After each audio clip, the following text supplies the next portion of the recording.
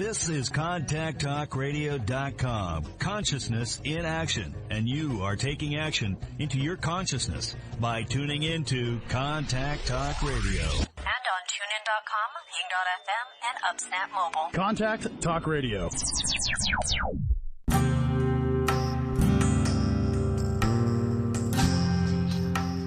Welcome to Spiritual Psychic with Sara Wiseman, where you'll learn how to unlock the secrets of spiritual intuition and your own psychic gifts. Here's Sara.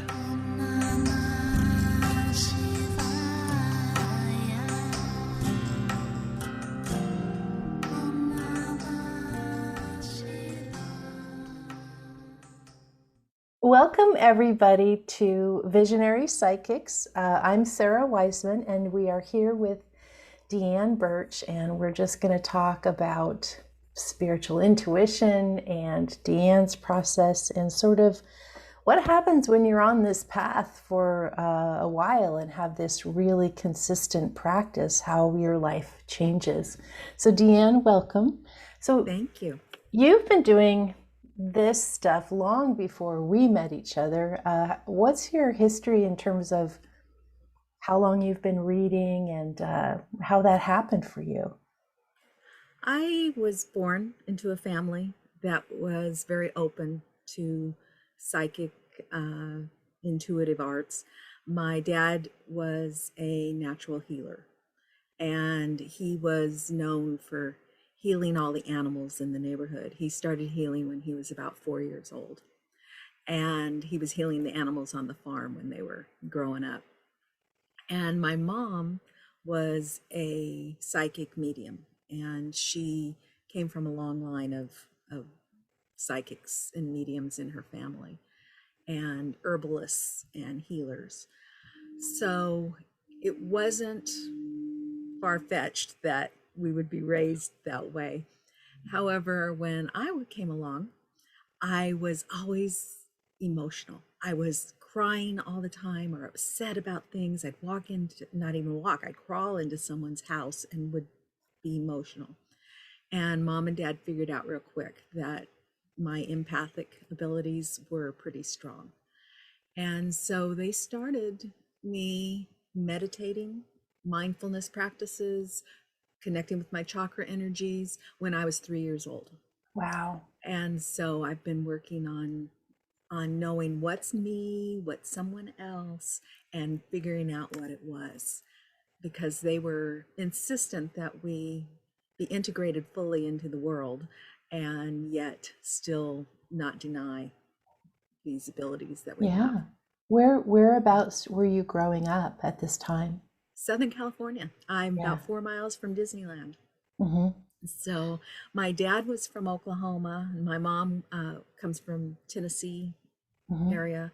Mm-hmm. She was born in California, but from Tennessee. And they both had experiences as kids that they wanted to have us avoid. So my sister and I were.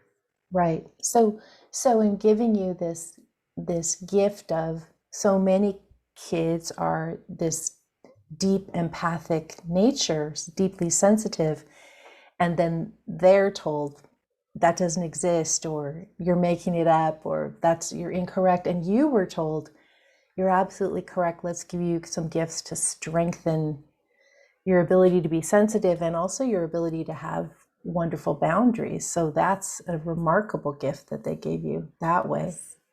Yes, I'm very grateful to them. We learned to be curious. We were taught question everything, that what may be right for some people isn't right for me or for my sister or for my brother. So we just needed to question. And I think that's where my lifelong desire to learn came in. I absolutely love learning.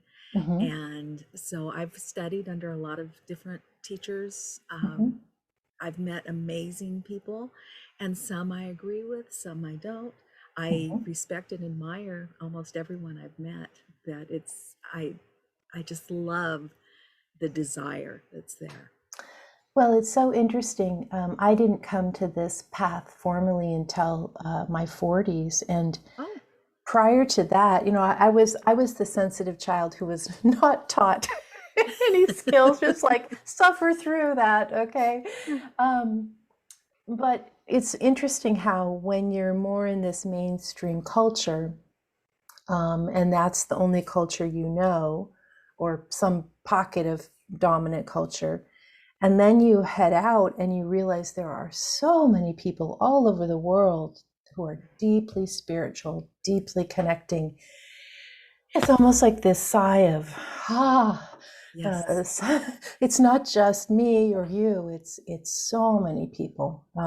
And that's kind of what I'm hoping these interviews will do, is offer people the idea of like, yeah, lots of people have these experiences.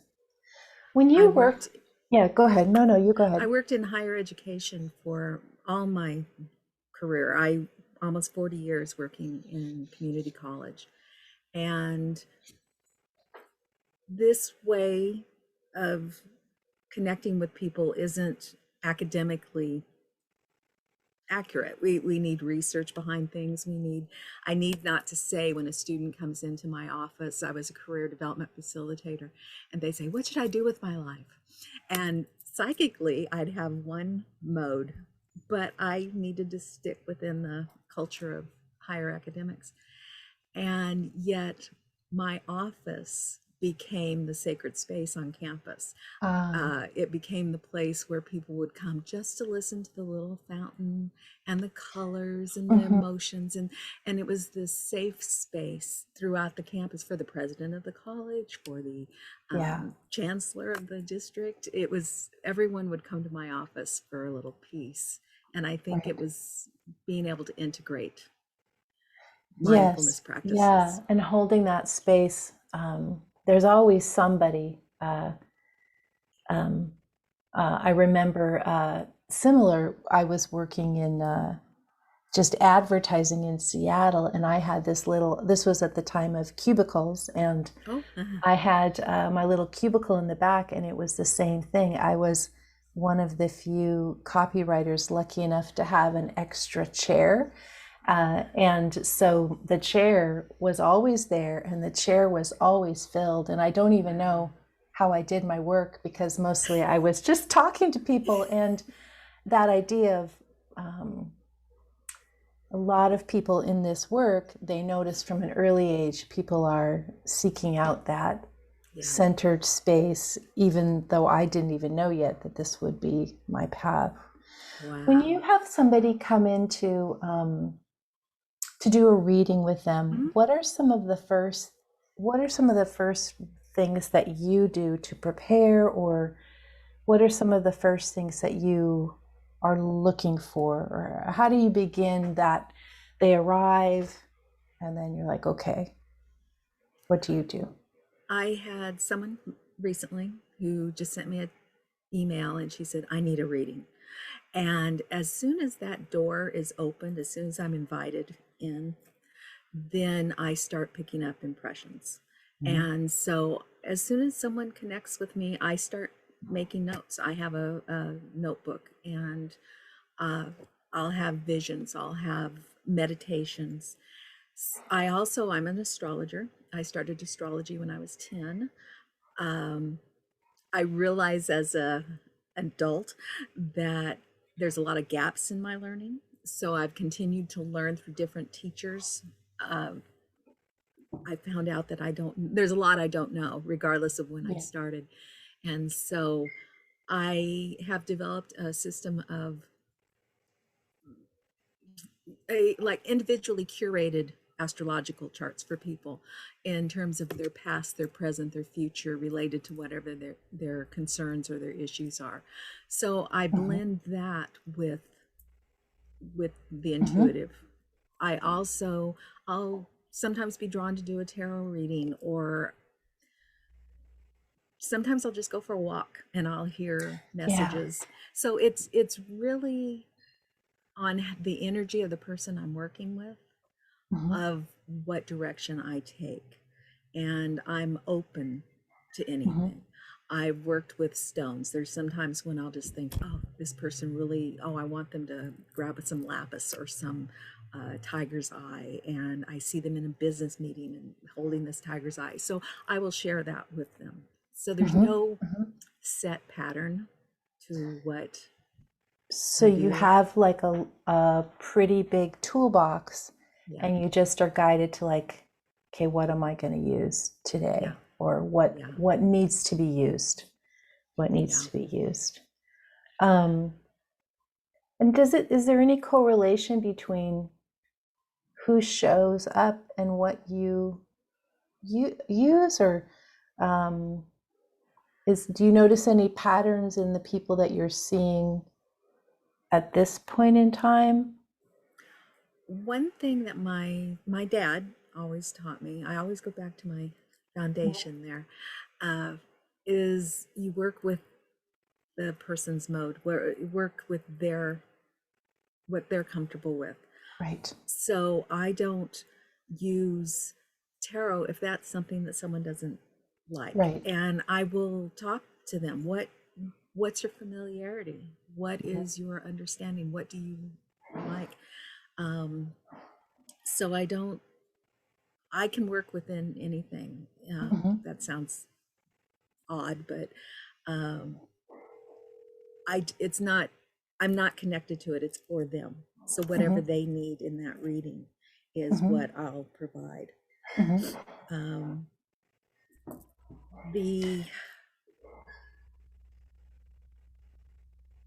don't even know how to say it. It's just, I just seem to be intuitively drawn that, oh, this person, because the one reading I did this week, I knew she would benefit from a full Celtic cross with some clarifying cards. Other people, I may just pull one card. Other people, I may reach into the totem animals. And so it just really depends on what they need. The people right now are, COVID has thrown people off. The pandemic has thrown them off. And so people are feeling a little bit like they're standing in moving water, and they're not really sure what their next step is. So I'm just finding a lot of people who are wanting to clarify, am I going in the right direction? I'm thinking of changing, should I? And there just seems to be a lot of unsure footing right now. When you notice people coming to you over the years, well, I'm noticing that I'm working with people who are older and older, which is very interesting to me. Like older than me. Like I used to work more with my age, and now I'm working with people that are quite a bit older sometimes. And like I just think, what do I have? You know, if someone's 90, which sounds like that would be unusual, but like that's that's what's coming. So lately, not usually, but just and it's just so interesting to see. Like when I started, I would mostly be working with people that had experienced abuse in childhood or abuse as younger people, and now I'm working with a different set of like almost like whatever problem is being worked out in the collective tends to show up, and right now feels like COVID and sort of this collective experience of no longer being willing to be the victim is what I see a lot. That moving against patriarchy, misogyny, racism, all the isms, and and I really like that. I also do that approach of I'll always ask a few questions about someone's spiritual or religious upbringing, and then I also ask what they enjoy most now, like as their way of connecting. And that usually leads to a pretty good understanding of, oh, this person has lots of experience. We can jump into this pool. This person is new. And sometimes people come with so much knowledge, but it hasn't integrated into like their own connection. And so kind of chipping away, like, let all that knowledge go. See what's in here in the heart. See what else is out there. Yeah. I think, again, working in a college setting, I learned Mm-hmm. very quickly that everyone has different learning styles. And so I'm a very visual. I'll come up with these images of someone sitting in a river with a Yes. dam starting to flow. But that doesn't always relate well to what the person, they may need something a little more concrete or so. Right. And it just, I think that's where that energy exchange and where I'm learning. It's not, the people who come to me are usually dealing with issues that maybe are going to be coming up for me or that Mm-hmm. I need to learn. I find that I'm the best student when I'm teaching. And I Yeah, am that's a great way to put it. Yeah. people are just open my eyes. So I've had a number of people who are in career transition who are retiring and older older group Right. of people and I have, how funny. Well, Yeah. I'm doing that too. Right. uh, so Yeah, it's that's funny. In when we in the student groups that we've been in, I always, I mean, that was before, we were doing Zoom when you and I were working together, but my mouth was always hanging open because as we were sharing, and I'm supposed to be the teacher, and you guys are like pounding me with wisdom, and I'm like, oh, okay, right, let me get that one down. Just astounding how we teach each other. We're just mhm. each other's teachers. Um, That's what I love. That's what I absolutely love, learning from the mhm, people that mhm. I connect with. Yeah. Um, what what things are you hoping, like you have so many tools, what are you drawn to now? So I'm super interested, or I'm super involved with like somatic, like the somatic field of the body. And in addition to working with the guides or the rows or the departed, um, or visions, going into the body and finding that as its own spiritual field. So that's one thing I'm sort of exploring. What aspects are you interested in outside of this process? One thing that I have always done as since I was a little kid was I'll meet somebody and I'll just hear 35 or I'll hear Mm-hmm. 42. And so it's Ah, a soul age is how ah, I uh-huh. got to it. I'll hear a number and so I'll think, okay, how does a 35-year-old act in the world versus a 60-year-old? A 35-year-old is more career minded and it just sort of it's these Mm-hmm. little twinges that I get. And so I've recently started delving deeper into Akashic Records and Mm-hmm. working um, very deeply with soul origination and vibrations of the energies that surrounding them and soul patterns, cycles. Mm-hmm. So that's where I've been putting a lot of my energies and reestablishing myself in the mindfulness community as well. So being in the moment, non-judgmental, and it makes life so much brighter. It's just Yeah. trying to, when I go to the grocery store, just smile at people, Mm-hmm. just be their Mm-hmm. shining light, and then they help me shine.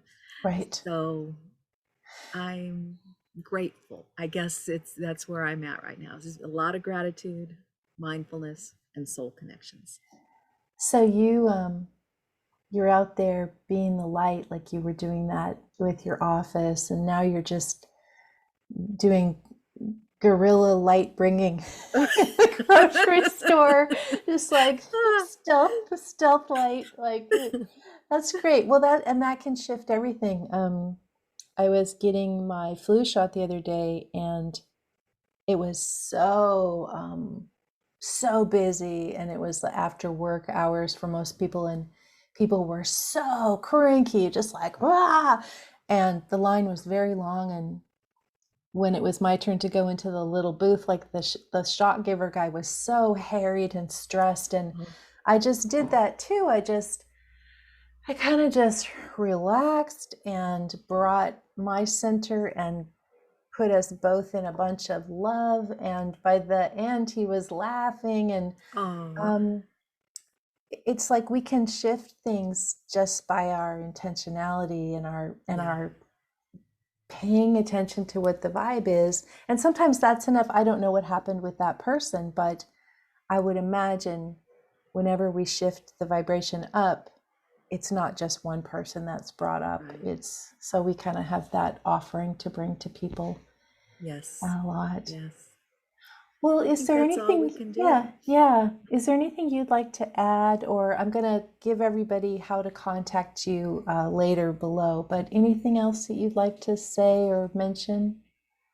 I think that I just want to say that knowing yourself, knowing who you are, is so helpful to the world. I think that it's just, as you were just saying, the light that you're distributing in the world, it helps us, it helps others, and it's real. Yes.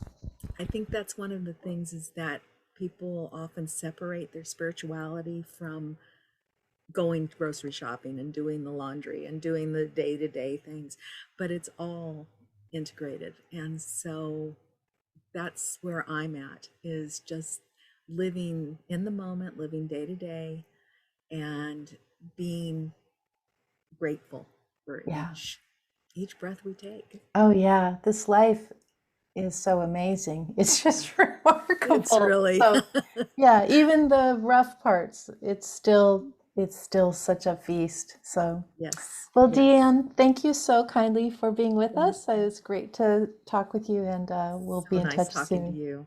Okay, Thank you so much. Thank you. Bye-bye.